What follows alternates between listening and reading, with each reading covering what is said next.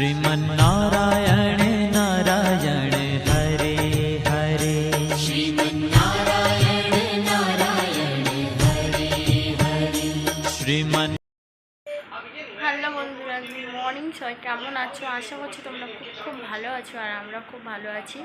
তো আজকের হচ্ছে কি আমাদের থানের হচ্ছে কি মৎস্য, তো ওখানেই যাওয়া হবে। তো ওখানে গিয়ে পুজো আসতে দিতে যেতে হবে। তো সকালবেলা আমি সকাল সকাল স্নান করে রেডি হয়েছি, প্রচণ্ড গরম, তো সেই কারণেই তো এখন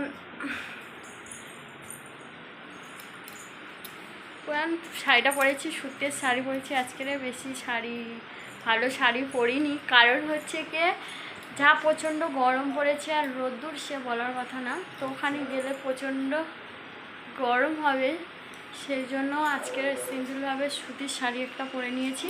তো চলো যাওয়া যাক থানেতে, চলো পুরো ভিডিওটা কন্টিনিউ দেখতে থাকো, পুরো আশা করছি তোমাদের ভালো লাগবে। তো চলো ভিডিওটা দেখো।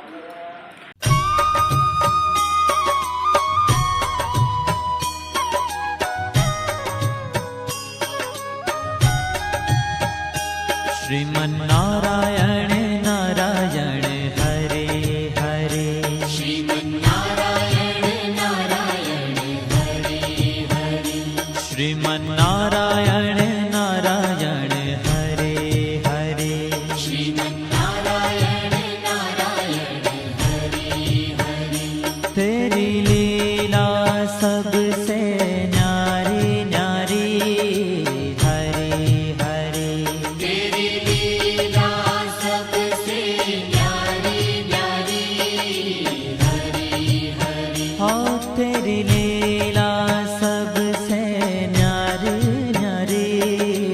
हरे हरे तेरी लीला सबसे न्यारी न्यारी हरे हरे भजमन नारायण नारायण हरे हरे भजमन नारायण नारायण हरे कृष्णाय गोविन्दाय दैवकी नन्दनायश्च अशेषविनाशाय यदा कन्दं नमस्तुते वसुदेवं सुतं देवं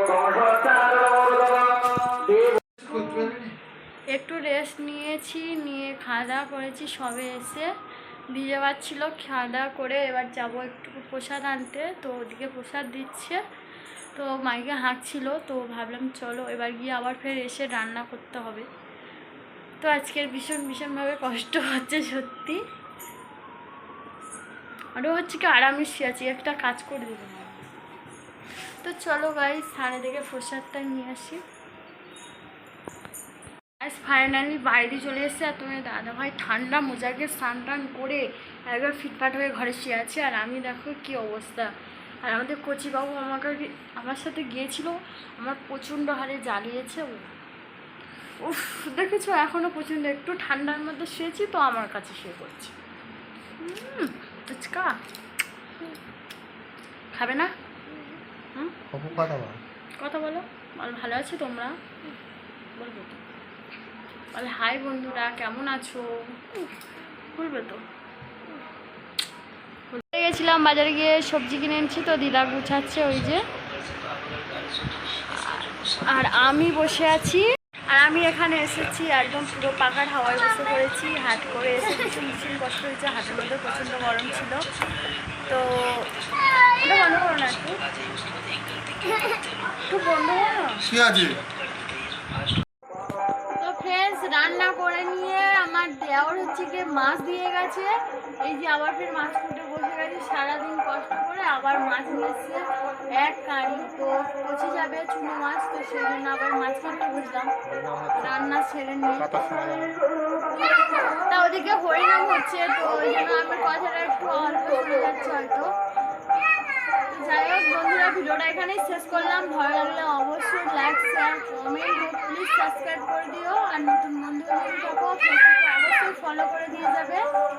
আর নেক্সট ব্লগে তোমার সাথে দেখা হচ্ছে। তোমরা সবাই ভালো থেকো, টাটা।